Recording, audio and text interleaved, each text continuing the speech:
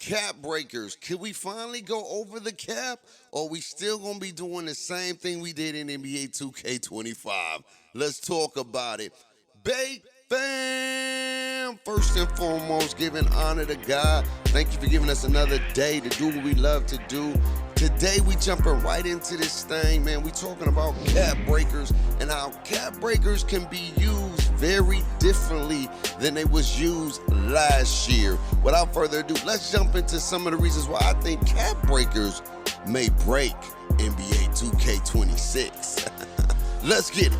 Now, first of all, in NBA 2K26, Courtside report that they dropped last week on my birthday, it said this: cap breakers return with big improvements, alongside even more new ways to improve upon your build that rewards smarter progression and give you a new way to evolve your play style all year long. So I started thinking to myself, how can you improve something that wasn't really that big of a deal, or bad, I should say?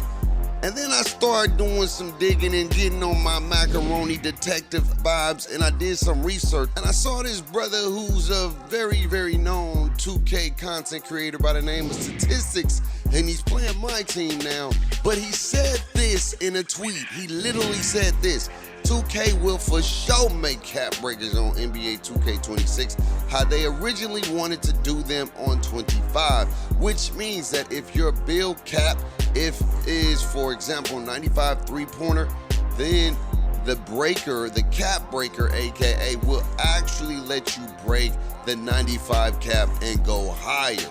Just wait until they reveal it. I might be right with the big old eyes. But it gets even crazier.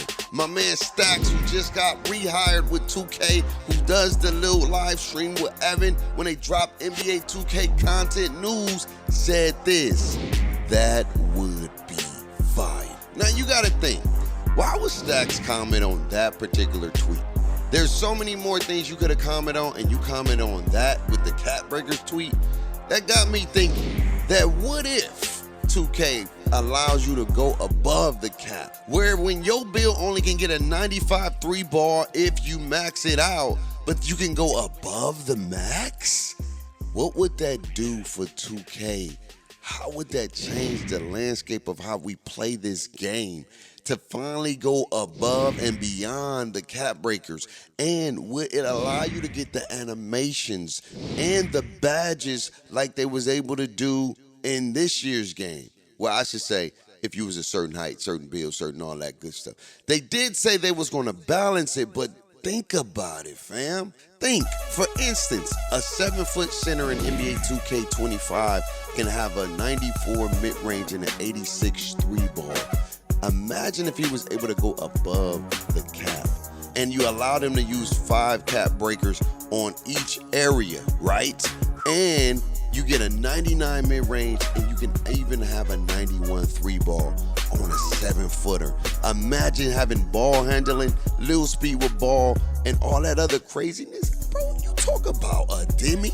You talk about real demigod builds in 2K for the very, very first time without glitching or cheesing. It's actually in the game. It's almost like my team in the park for the first time ever. But how could 2K balance this and not break the game before the game actually gets started? Now, if they do choose to do a model like this, they're gonna really have to figure out a way to balance it. And one way they can balance it is putting cap breakers behind rep, meaning that you have to grind to earn the maximum tier of cap breakers. But I do think they're gonna go back to the model where they allow you to have free cap breakers through just purchasing the $9 season. You put in the paywall and you get about one, but then you're gonna be able to get more all year long through the rep grind and through the seasons, and then potentially through other modes like my career and so forth. I think that's one of the biggest ways to balance it. Another way they did it like this year is where you got the badge but you didn't get the animations.